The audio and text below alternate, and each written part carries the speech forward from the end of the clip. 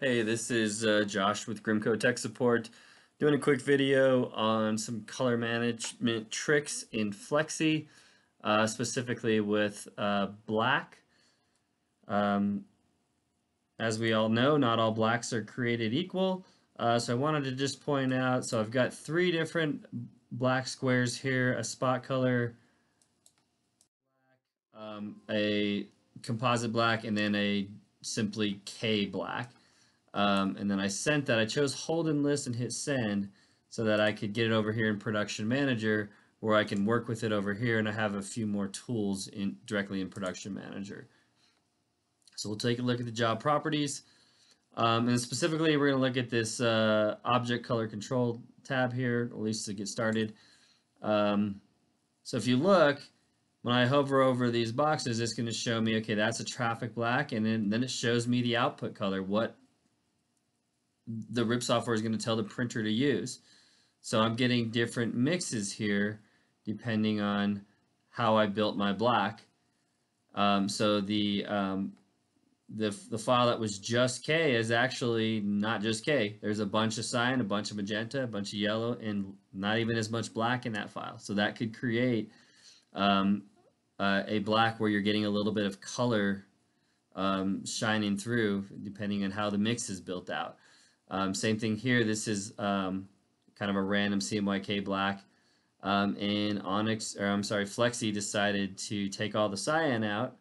And it probably does okay. It's still majority of K in this file, so it'll probably be a pretty good black. And then this one here would probably do all right too. It looks like it's just cyan and just black and no magenta and yellow. So it really depends on which black you're using. And then another trick you can do, if we go into the color management tab, third tab over, and go into advanced,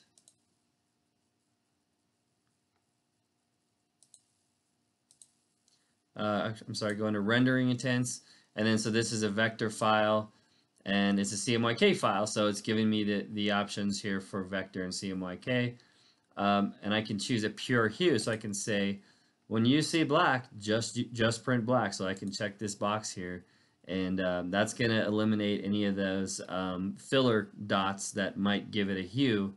You can also do that for grays as well, or really any other color here, but really makes more sense for black. And if we hit OK and OK, and then we go look back at our object color control, now you can see that the original color matches the output color. It's going to use pure K when pure K is defined and not try to build in some filler dots. So that'll give you a nice neutral black. It may not be the darkest black ever. Really, for a darker black, you'd be better off with one of these composite blacks.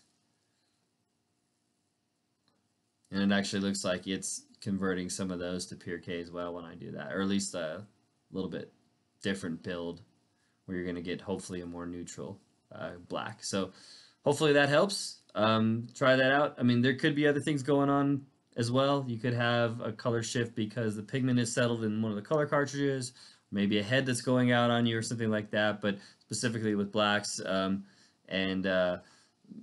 getting a hue in there that you don't like, or maybe it's not dark enough or something, take a look at this. Thanks. Bye.